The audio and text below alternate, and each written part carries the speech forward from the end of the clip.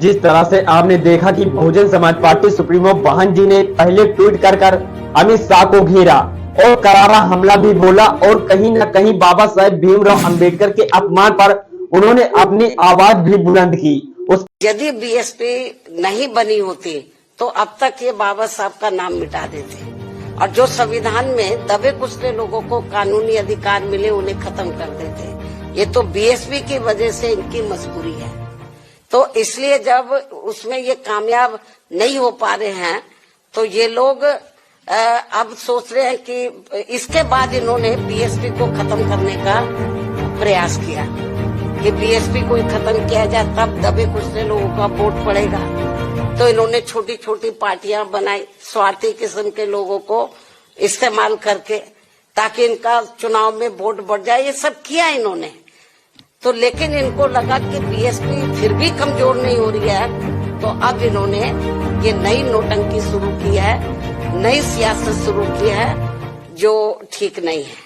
के बाद BSP supremo वाहन मायावती जी ने एक प्रेस कॉन्फ्रेंस बुलाई और उस प्रेस कॉन्फ्रेंस में भी तमाम तरीके से बात की, लेकिन जब उसने कई काम बन गया तो उसके बाद बहुजन समाज पार्टी वही चुप बैठने वाली नहीं थी और बीएसपी ने विशाल धरना प्रदर्शन का आयोजन किया। 24 दिसंबर को देश भर में सभी जिला मुख्यालय में उन्होंने एक धरना प्रदर्शन किया। बीएसपी के कार्यकर्ताओं के पदाधिकारियों ने दिया और राष्ट्रपति के नाम पर ज्ञापन भी सौंपा। 24 दिसंबर जिस तरीके से बहुजन समाज पार्टी का विशाल धरना प्रदर्शन था, गृह मंत्री जी ने अपशब्द कहे हमारे बाबा साहब के लिए, तो उसके लिए उनके सम्मान में आदरणीय बहन कुमारी मायावती जी के एक आवाज पर आप सब इतनी बड़ी संख्या में सड़कों पे उतरे, उसके लिए मैं आप सभी का तहे दिल से धन्यवाद करता हूँ।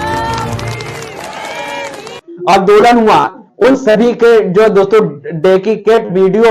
आप मेरे चैनल पर जाकर देख सकते हैं। और सबसे बड़ी बात की अगर बात करें तो वहीं पर आजाद समाज पार्टी की चल रही प्रक्रिया रही, उनका क्या सोचना है बाबा साहेब का जिस तरह से अपमान हुआ, तरह के शब्दों का उन्होंने प्रयोग किया है वो किसी भी कीमत पर स्वीकार्य नहीं। मैं स्पष्ट तौर पर कहना चाहता हूँ कि बाबा साहब अम्बेडकर उनके लिए शायद भगवान ना हो, लेकिन इस देश के करोड़ों लोगों के, महिलाओं के, हकवंचित समाज के मुक्तिदाता है, उनके हक को याद करें। आज मेरे और मेरे जैसे हजारों लाखों करोड़ों लोगों को मुख्य धारा में आने का मौका मिला और ये स्पष्ट रूप से गृह मंत्री जी जान लें कि कांग्रेस सत्ता में नहीं रही, सत्ता में नहीं रहेगी। बड़े स्थान में किसी थे प्राइम मिनिस्टर से लेकर सब लोग पढ़ रहे थे और अब अचानक क्या हुआ, जिस तरह की भाषा शैली का प्रयोग किया है ये निंदनीय है और इसको लेकर बहुत बड़ा गुस्सा। जिस तरीके से हुआ भी चंद्रशेखर आजाद रावण जाने जाते हैं कि कहीं भी दलित अत्याचार होता है तो दलित उत्पीड़न की खबर आई जाती है। कहीं ना कहीं चंद्रशेखर आजाद रावण वहां पर पहुंचते हैं, हुए नजर आते।